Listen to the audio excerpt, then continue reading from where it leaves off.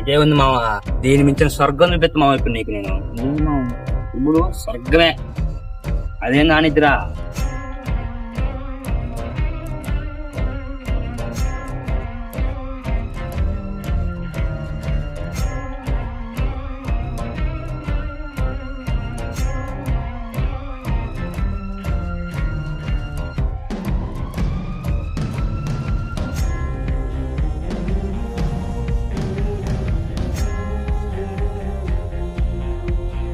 మర్చిపోలేకపోతున్నామా ఇంకా అమ్మాయిని.